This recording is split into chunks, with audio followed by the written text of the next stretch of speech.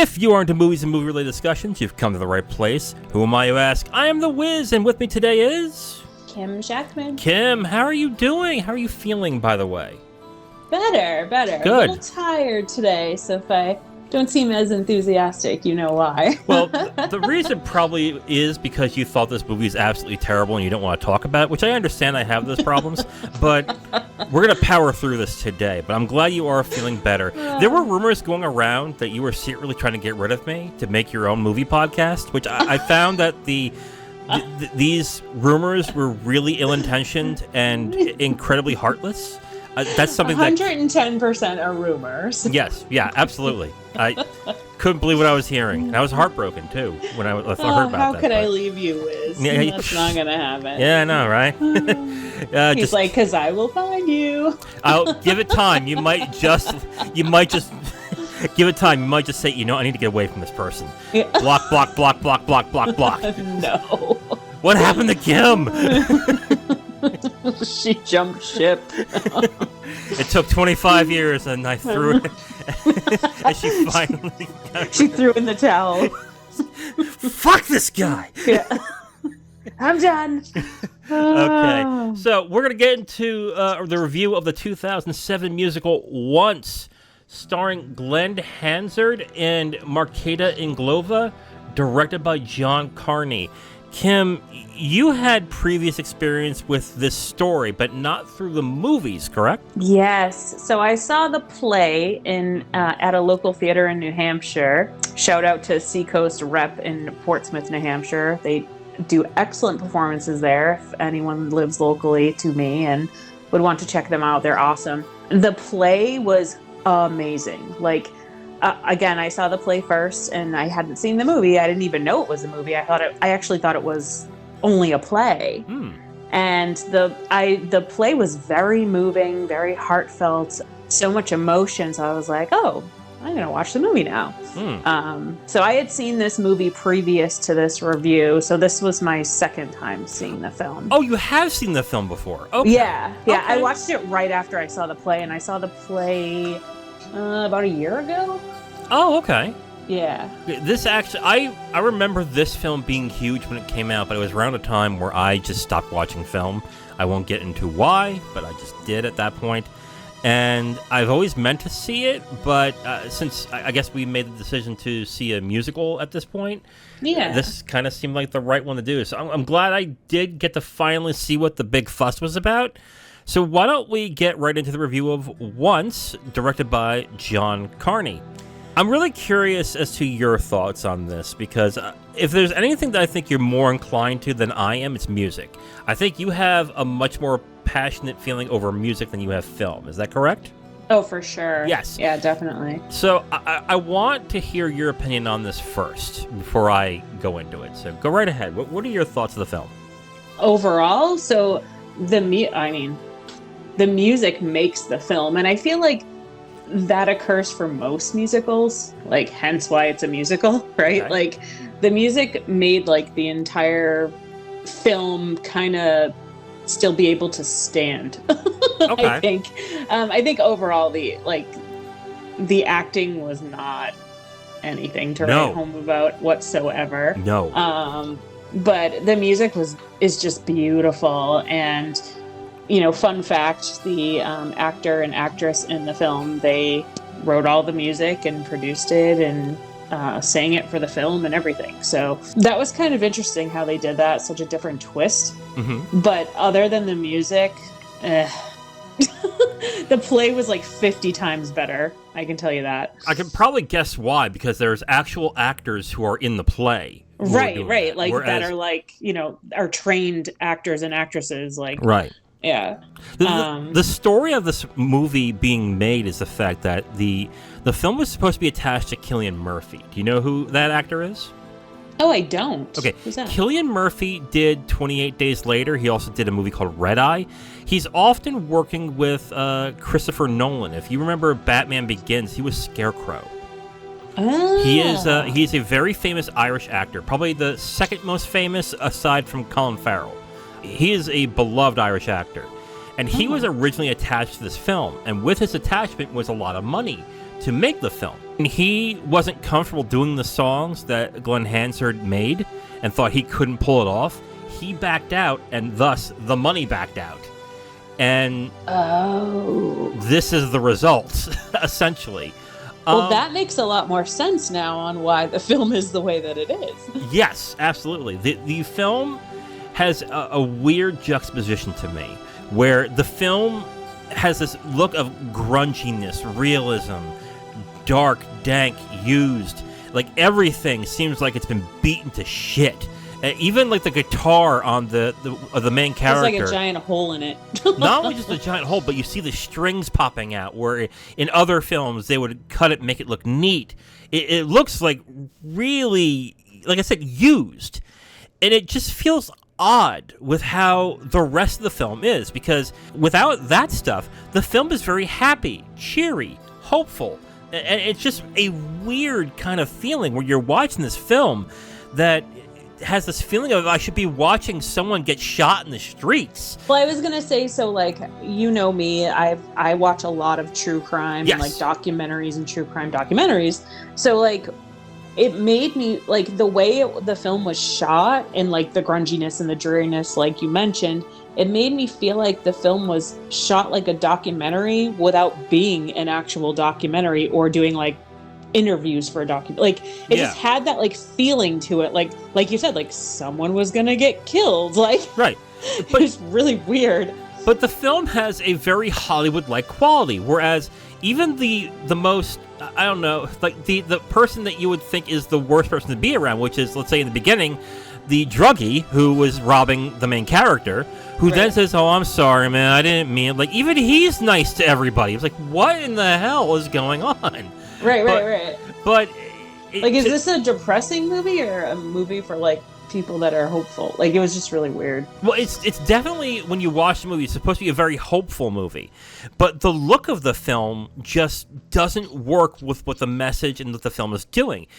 I'm not saying to make everything look gorgeous, but it just seemed like at a certain time when they made this film, the intention was it to be a little more glossy. Yeah, it's supposed to be at two poor people, sure, but it's not meant to be overly dreary like it is right now. Now, the reason probably is because they had next to no money to make this movie. So they had to go with this route here, which kind of sucks in a way. But on another hand, with me, it would be like, well, it's the director's job to then say, okay, we don't have a lot of money, but we got to make this look good. So we got to do something here. It just seems like the way that the camera was and the way the movie looks was just an excuse because the film was cheaply made.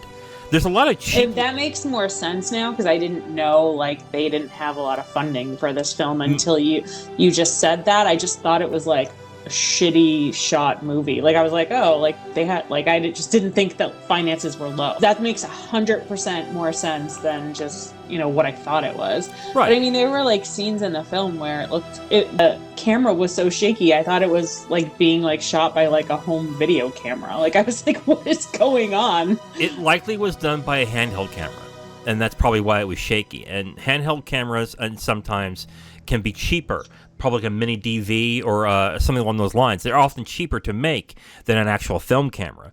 But in that case, like, even if that is so, there are filmmakers who are talented enough to say, okay, I only have $100,000 to work with. We got to make it work. And they make it work. Even when it's not optimal, they still make it seem good. In this movie, it just seemed really odd that they were going for that route when it was supposed to be such a happy, sunny, hopeful movie. I mean, it was also supposed to be pretty romantic, too, and I didn't really feel like a romantic connection. No, not whatsoever. At all. And I think that is mainly due to the fact that the two actors, which are Glenn Hansard and Marketa Irglova, are not actors. They are musicians. Right, exactly. And when you go through the romantic parts of the movie, like let me tell you the first thing I felt when I first saw Marketa Irglova as the girl in this movie. Here are my notes. Okay. First off, the main female is adorable in a way that is like someone who needs help, kind of Pollyanna-ish. Like, I need to protect her, something along those lines. Like, very innocent, very... Yes. And then like girl next door that needs help. Right. But then 20 minutes in, that's not there anymore. Now she is much more stern, much more like she is like, go out and fulfill your dreams, like, right. you know, like telling the other character. Yeah, she's and just like... It took me halfway into the film to realize, oh, she's not even an actor. That's why I'm confused by this. Right. That's why I'm confused by these actors and what they're doing, because they're not good actors. They're not even actors. They're not even... They're not. And they're not trained professionals. No, they are not. And sometimes, and I'm going to hear somebody say, there are people who are not professional actors who do great performances, and that's true. That has happened. An example would be Captain Phillips, the person who played the main pirate guy in Captain Phillips. He was outstanding. Never acted before in his fucking life. Never did it. Wow. Arlie Ermy, the person who was in Full Metal Jacket as the drill instructor, never acted in his life. He put up a fantastic performance. That happens. Even that said, it would have to be up to the director to guide them to that point where they need. Right. And I think the director did not do a great job of this. They didn't do any type of job of it. No, just a great job. It just didn't exist. And it just seems like the direction of this film was the music will carry it. Right. I think that's the precedence they set for themselves. Yes. And I will say that they were right. The music carries this movie, because the music is fucking outstanding. It's so good. Oh my God. When I heard Falling Slowly for the first time, I was like, oh shit. Yeah. Now I understand why people love this movie. That's why. And like, people love the play because of the music. Yeah. And it's like live music, and it's just like you walk out of the theater and you're just like in a trance. It's so good. I bet. And I bet there is more money and more things put into the play to make it look good than the movie did. Because I gotta tell you, sure. I think the acting and the way the film looks sucked me right out. When they were not singing, I was just like, okay, when's the next song? Like, yeah. When's the next song? I was super disappointed when I saw the movie. I was like, huh. So. But I guess we've already talked about the way the film looks, the actors who are not acting very well in this, but I guess let's just get into the main thing, which is the music. The music's outstanding in this movie. Well, also too, go ahead. To kind of talk a little bit about so what the plot is supposed to be, but what I kind of got out of it. So it's supposed to be about two foreign people falling in love through song and showing that they're both not wealthy in finances, but they're wealthy in talent and emotion for their music.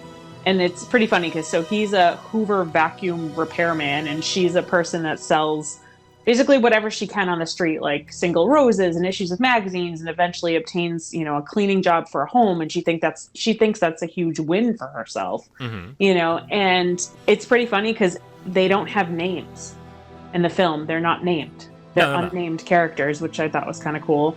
I've just never seen that in a movie before. Mm-hmm. But I couldn't see the clarity in the romantic connection that they were trying to make the plot out to be through falling in love through their music. A couple times I could see it very faintly in the way that they were, kind of trying to connect, at least with him. He was more aggressive with it, where she was just nah, I'm good. All I really got for the most part was the friend vibe out of this film. I think that was the point. I think the romance angle was only one way, which was, oddly enough, the girl who was falling in love with the guy, whereas the guy kind of took it as a friendship or a way of inspiration, like a muse of some sort. I think that's what it was, but things that are in the movie, you can tell that it's the girl falling in love with the guy, and that's because the actress is not subtle with those scenes. Another thing that I point out during the Falling Slowly song is the looks that she would give the main male character. And right there, it's yep, that's the falling in love scene, because that's where she was glancing at him in a certain way. And a more trained actor could disguise that a little bit better. But because she wasn't, it was clear at that point. That is the only time I really saw it come through. For me, anyway. Yeah. And others might say, well, wait a minute. How do you know that there was a romance angle? Because, again, you're right. They don't flesh out that romance, quote-unquote, angle. But for those of you who might speak Czech, you might get where you might find that out, that the girl fell in love with him. Because their accents are very thick, really thick. And I should have put subtitles on, but I didn't. Because I had seen it before, but I think you said you did, right? I had to within the first 30 minutes of the film because I could not understand what the main character and the drug addict was saying at certain points, so I put the subtitles in and rewound the movie. And then about maybe 30 minutes in, I put it away. Because you get used to like how they talk, yeah. Either that or when the male character and the female character started meeting, the male character spoke a lot more clearly. Maybe that's an affectation because of the fact that the female character was Czech and couldn't understand it that well either, so he affected a lot better. Right. I'm not entirely sure about that. The other thing, too, with this movie is that they kind of cycled through a lot of different romance angles. Was it a lover at first sight angle? Was it a deep friendship to lover angle? Was it... Right. They kept cycling through these different things to the point where I didn't know... It was, too much, well, what angle are you picking? Where are we going with this? Yeah. And then, the writing in the film, or the writing when it comes to the film, the characters, the story, I think is bad. Especially when it comes to contrivances, when it came to how they get the funding to become musicians and to get the studio time. Do you remember what happened for them to get their funding to get into the studio? Yeah, they had to go to the bank, right? And it just so happened the loan officer was also a musician of sorts? It was almost like they were trying to throw some humor in there, and it was so badly done. Yeah, and it's because the actors aren't professional enough to pull it off. Right. So, yeah, I think that's going to be my main issue with this, is that the story-wise and the acting is just bad. It's not good. And it is bad. But it has, so much potential if it was done right. From, a writing... you know what I mean? There is, a plot there. It's just how to, tweak it enough to make it better, I guess. Mm-hmm. Yeah. No, I agree. I feel like it could be something real, even, way better than what it is, and then the music would just make it fantastical. I wanted to love the movie so much, and I was just so disappointed. Do you think that better actors could have helped this? I think so. I don't. No? I think the writing as well is a little haphazard in this. I think if you would have had good actors in there, they would have struggled a little bit with how to frame a scene and how to get it the way that it was needed. It would have made the movie a lot better, but I don't think it would have been... I don't think it would have been... you might have thought it might have been amazing if, let's say, we have better actors in there. Let's say, I don't know, Jessica Chastain and Mark Ruffalo. I don't know. Let's pick two out of the hat. Oh, I like him. Yeah. Right. If you would have had really good actors there, I think it would have made the film, to me, watchable. A little bit more... Yeah, a little bit more consumable and just tolerable, maybe? I don't know. Yeah. You know what? I wouldn't say tolerable because I'm... Here's the thing. I've had now 2 weeks to think about this movie, and I still struggle with whether I'm going to recommend this or not. I still struggle with it a little bit. So I don't know if tolerable is the right word I would give it, but recommendable I think might be where I would go. Yeah, that's true. You know what it is? It's just it's hard for me to recommend this movie because I saw the play. The play is just overall the best, probably one of the better plays I've seen. So it's it's hard to recommend this movie. I mean, I think you saw an optimal version of it where they had professional actors and they probably had a good set dressing and everything for the movie to envelope you in. Backdrops, everything. And I think too, if I'm remembering correctly, I could be wrong, but I think the storyline goes a little bit differently. Okay. And we'll get into that in spoilers, so I don't want to spoil it, but I think there's it's written a little bit differently, and I kind of liked where they went with it in the play. Mm-hmm. And I kind of wish they took that same story for the movie. I was like, what? The movie's different. It's just weird. Yeah. So, okay. I think we've gone on enough about the acting and the writing and how we were just not, and the directing, where we were just not happy with what the film showed. Let's get to the music then, because if there's there's anything about this movie that I would recommend, it's the fucking music. My God, Like, Yeah. I gotta tell you, the last movie that I watched where I listened to the soundtrack and went, I need this soundtrack. It was the movie Your Name. And that was around 2018. I've never seen that. I'll have to watch it. Since then, this is the only time that I've sat there after a movie going, I want this fucking soundtrack. Yeah, it's the wicked music good. is so damn good. It is so good. Even if there's a couple of songs and you're like, they're okay.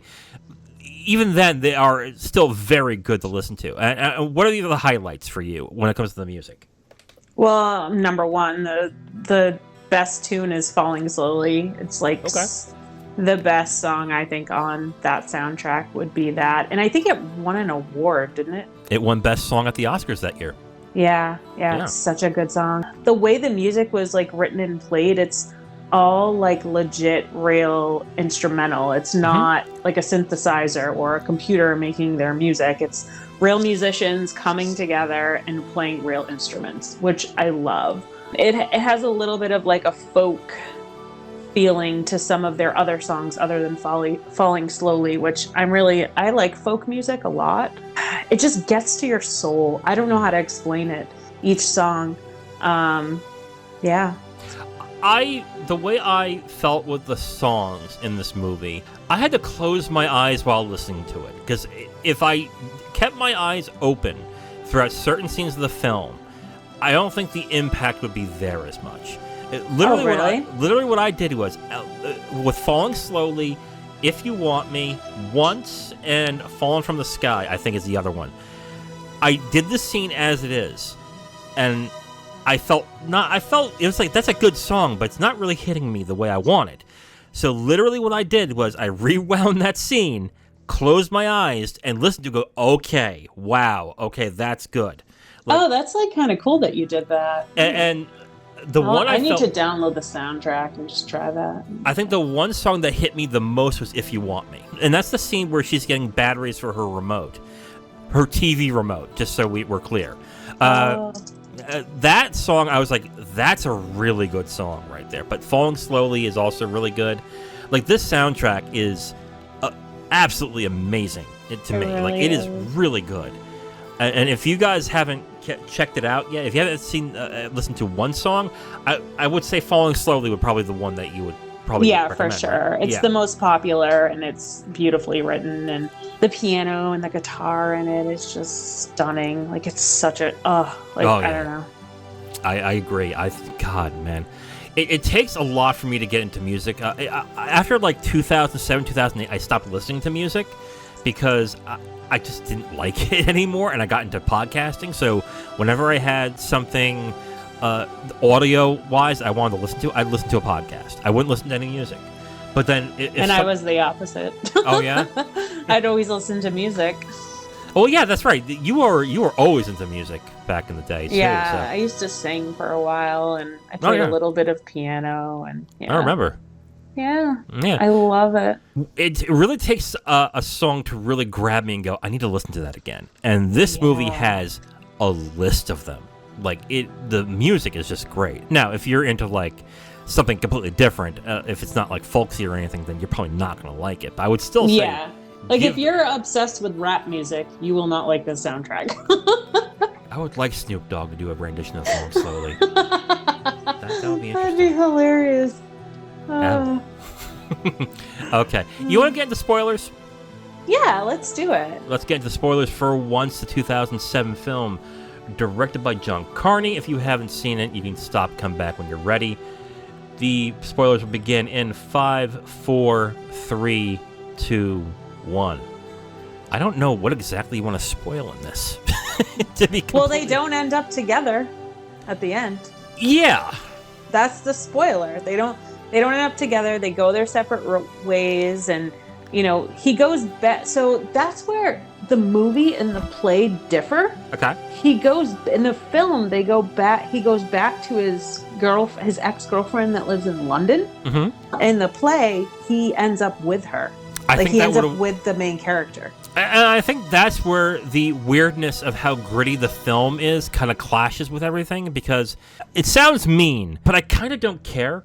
I just, that's just, And I'm not saying I just don't really fucking care. I'm sorry, but the film, when it comes to the characters and the writing and the romance, I felt zero in this film.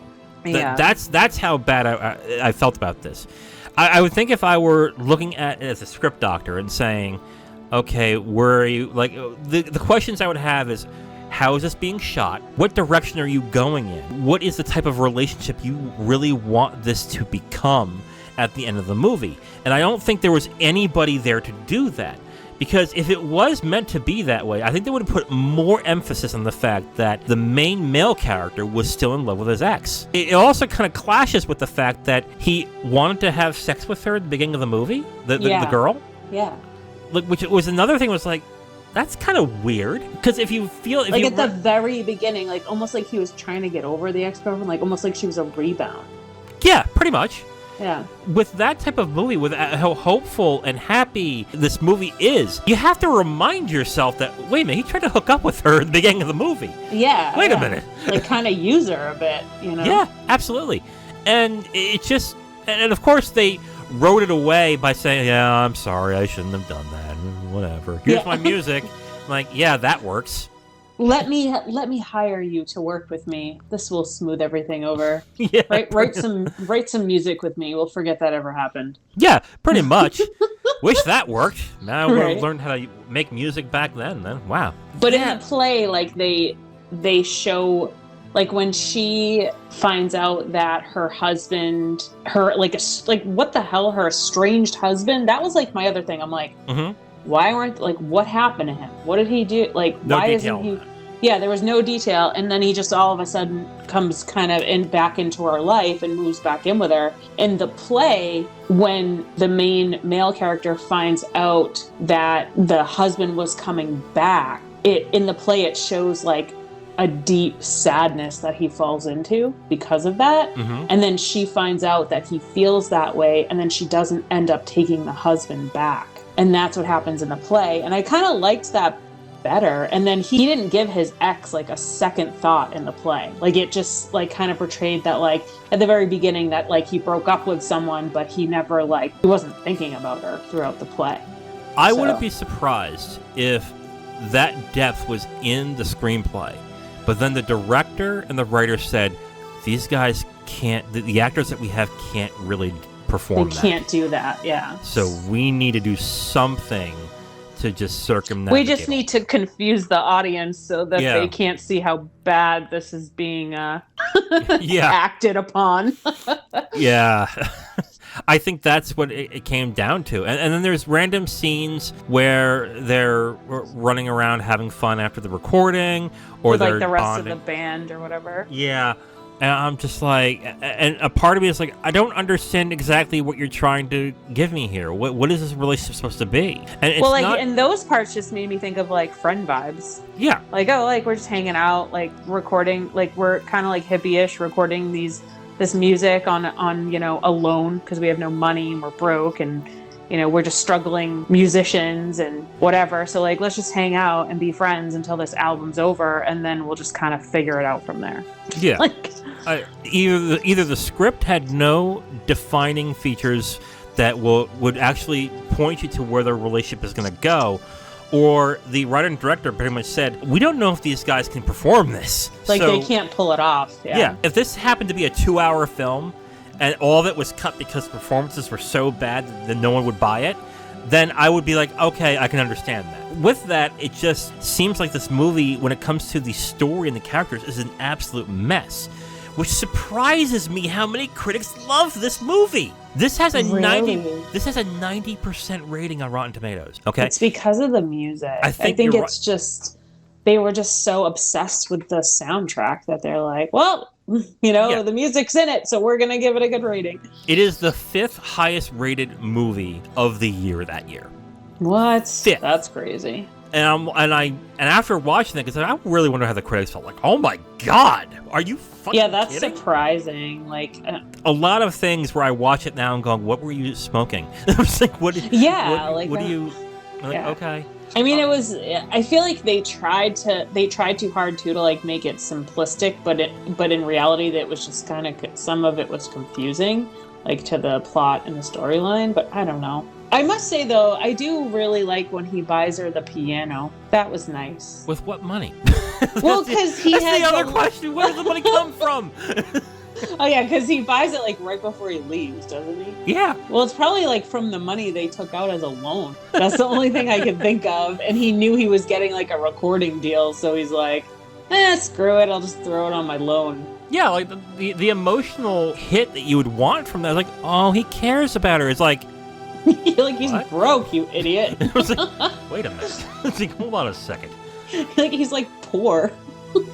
Well, we talked about the camera being unnecessarily shaky. Yeah, it was like weird. I didn't like that. It was almost like making me sick to my stomach watching it because it was so shaky. And then it stopped, and I'm like, oh, they must have switched to a different camera.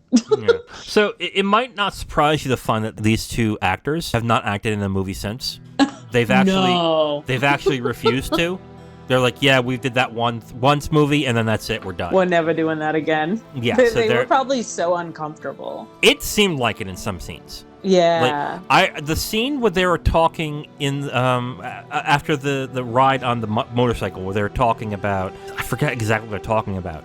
That scene looked particularly awkward, and there is, like, I guess I can just say the same thing over and over again. The acting and the writing is, I think, bad in this movie. It's pretty bad. Yeah. But man, is this music good. But my God. The music is just amazing. Yes. Very smart that they are no longer in any other films, and they're just... I mean, I hope they're making more music. I think they are, yeah. I mean, they've had a number of... I think Marketa Erlova has had a couple music specials in Britain, but other than that, I haven't heard anything from them since. Do you want to get into final thoughts? Yeah, let's do it. Let's get into final thoughts. Kim, go right ahead. So I give the movie a 3 out of 5. That's being a little bit generous, but it's the music, right? Yeah. And then something we did forget to mention is, and I had asked Wiz this because I couldn't remember, but the film actually came out before the play. And I thought the play came out first because I felt the play was way better, and sometimes that happens, right? Like they come out with a play and then they make a film about it, or like they write a book and then they come out with a film about it, or whatever. Right. And so for me, the film was way worse than the play, so it's hard for me to enjoy the film seeing the play first. And again, it's because they're professionally trained actors and actresses in the play, so of course it's going to have more depth and emotion in it, and the storyline's a little bit different from the play perspective. You know, it's musicians trying to act in this film, and it just doesn't work. But again, the music, oh my God, the crescendos and the feeling of hope and hopelessness, you know, all rolled into just a few songs it's just gorgeous. Like you can't beat it. But I did enjoy the simplicity of the story overall, and I did kind of like the fact that they ended up being friends at the end. I just wish they did a little differently so it wasn't so confusing to come to that conclusion. You wish they banged? Is that what the problem is? Oh, totally. Yeah, no. Yeah. I kind of liked the way it was shot, the feeling of the documentary, but at the same time, like you said, it was cheaply made, and that's the perfect words for it. The acting was terrible, hence the reason for a 3, but the music definitely carried the film. So 3 stars for you? 3 out of 5 for me.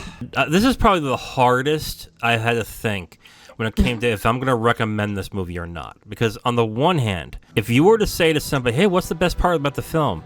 The soundtrack. That is almost like a slap in the face. And like, you don't even have to see the movie. You just get the soundtrack. Exactly. Like a part of me wants to say, just buy the soundtrack or listen to the songs. They're really good. But on the other hand, this is why I'm having a hard time doing this, because I know what that feeling is where you're saying to somebody, the soundtrack's outstanding. Oh, well, how's the movie? But the soundtrack's outstanding. Yeah. But it's almost like you just want to learn, like, oh, is there a story behind the songs? Like, and that's when you're like, oh, see the film. But no, just go see the play. Just go see the play. I'll tell you that. Okay, so I gotta come up with a rating here, or else I'm gonna fall under. Okay. I'm going to give it 2.5 stars. Okay, that's fair. In terms of the movie itself, I think the movie is bad. I think the acting is bad. The decisions that they made in shooting the movie is bad. I think if you're watching the movie, see it with somebody you love or see it with somebody who enjoys music, because then maybe you guys will get more out of it as the music comes up. The music is all over the movie, and it's really good. It's just that you're going to have to suffer through... All right, maybe suffer is a hard word to say, but you would have to go through not great acting and story to get through to the music in this. But the music makes it worth it. So on that end, I would say, if you really want to watch it. I would say for 2.5 stars on that end. That said, if you're not into musicals and the music does nothing for you, it's like a 0.5 star. Don't bother in this. Yeah, if you're not into music... If you're not into music, musicals, folk music, don't even turn this film on. Like, there's no point. Honestly, if you want a litmus test as to whether you will like the film or not, go on YouTube, look up Falling Slowly from the movie Once, and listen to that. And if you get a strong reaction to it that you like, then watch the movie. Otherwise, avoid it. Because if you don't like that, then you're not going to like the movie. So I would say, if you like the music and you like music, if you're really into music, I would say watch it, but be prepared that the story itself is not good. Otherwise, don't watch it. I give it 2.5 stars, and I think I'm actually being kind of generous. Yeah, I was generous with a 3. And again, and I hate to keep reiterating this, but it's because I saw the play, and the play was incredible. If I was rating just the play, I'd give it a 4 out of 5. Right. But I think people who would understand that if they saw The Godfather, they say, well, I got to read the book that it's based off of. Then you read the book and go, oh. Because from what I've heard from people who've watched The Godfather and then went to read Mario Puzo's novel, is that the movie did a lot to improve the book. So I think it's in that same kind of vein right there. That realm, for sure. Yeah. 3 stars for Kim, 2.5 for me for Once. We're only recommending it because the music's outstanding. Yep, pretty much. There it is. Okay, Kim, so we are at the end of this episode, so we're going to talk about the next movie that we're watching, and you wanted to watch some crime movies because you're a deviant like that. So I try to mix it up. Yeah, a little bit of musical, a little bit of romance. We'll jump into some crime. Give me a little bit of romance. Let's shoot some motherfuckers. It's going to be great. Let's kill some people. Yeah, that's absolutely. So what are we watching for the next movie next time? So we're watching Good Time, which is, directed by Benny's... How do you say that? It's directed by the Safdie brothers. Safdie. Okay. Oh, they're brothers. Yes. Okay. So they also directed the movie that you saw pretty much recently, I think, called Uncut Gems, correct? Oh. Hubby and I saw that, and we didn't like it. You didn't like it? No. Uh-oh. We shut it off. We were bored. All I've kept hearing from people is how stressful and how intense that movie is. And you two probably, with all the drugs that you do, are like, oh, this just does nothing to me. Hey, he's not a drug, just me. No. No, I think it's, for me, it's more I don't know, I just thought it was boring. I haven't seen it yet. I want to, so I will check it out at some point, but I've heard Good Time. Oh, I thought you've seen it. I have not seen it, no. But I've heard Good Time is actually a really good movie. And this stars Robert Pattinson after his time with Twilight. I'm a little nervous about seeing him in this film because I don't really love him as an actor. Are the only things that you've seen him in is Twilight? There was another movie I saw him in too, I forget. But is it Remember Me? He was in that movie? Is it the one where it ends... Okay. Spoilers if you haven't seen that Robert Pattinson film. But there's a film that he's done where it's a romantic movie. And at the end of the movie, out of nowhere, he's in the Twin Towers at 9/11. No, I don't think I've seen that. I'm just looking...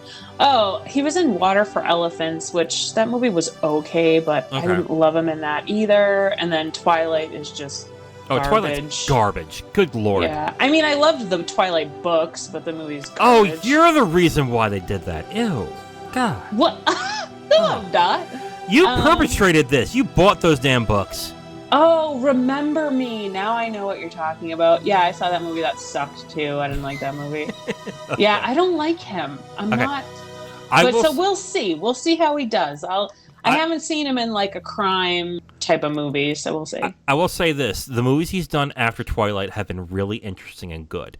He was actually Batman in the last Batman film, and he was actually very good as Batman. So, oh, God. I don't know. Michael Keaton is my Batman. Oh, he's everyone's Batman. I know. He always will be. That's why I'm like, Yeah. Nobody does it like Michael Keaton does it. I get what you're saying. I am interested in this. I actually like Robert Pattinson as an actor after Twilight because it went on a totally different direction than most other people. And honestly, so did his co-star. Kristen Stewart actually is a really good actor too. So Kristen Stewart's in this? No, she's in Twilight. She's been in other movies as well that she's actually been very good in. But yeah, she's not bad. No, Good Time. I've heard good things about, so I will definitely look forward to it. And you chose this film, so. Well, I gave you the option of what kind of movie you wanted to watch because I think you chose once last week. Right, exactly. And I don't trust myself just to pick something because what I've come to find, especially with working with Zero on this, is that I pick some crazy stuff and I hear like, do you really? I'm like, if I would have chosen Stalker, I think you would have been like, yeah, I don't think so. Like, I don't. Oh, Jennifer Jason Leigh is in this? I like her. Okay. Hey, there we go. She's good in The Hateful Eight. I saw that. That was a good movie. I didn't like Hateful Eight so much. Oh, really? I did. I didn't like Reservoir Dogs from Quentin Tarantino. I never seen that. And, like, a lot of people rave about it. Yeah. But hubby saw it, and he was like, eh. Like, it doesn't do much for him either. So I thought that was... Like, my stepbrothers have seen it, and they, like, rave about it. And I'm like... I don't know. I haven't seen it yet. But I'm with the hubster on this one. I think he's right. I didn't like... I thought that Reservoir Dogs was okay. But then again, I saw Reservoir Dogs after I saw Jackie Brown and Pulp Fiction, which I think are some of his best films. Hubby loves Pulp Fiction. Oh, yeah. Absolutely. I mean, absolutely. Who doesn't? But Hateful Eight reminded me of a very long, very drawn-out Reservoir Dogs. So maybe you might like it. Maybe I'd like Reservoir Dogs. I don't know. But I did like The Hateful Eight. I mean, I didn't love it, but I liked it. So, yeah. Whatever. Jennifer Jason Leigh was good in that movie. I will give her credit. Yeah, she was good. I will give her that. Okay. So next week, we are going to review the movie Good Time, starring Robert Pattinson and directed by the Safdie brothers. So if you want to watch with us, it's on Paramount Plus with a Showtime subscription, so check that out. And with that, that is the end of this episode of I Am The Wiz. I am The Wiz. And I'm Kim Shactman. And we'll talk to you next time. Bye-bye. Bye.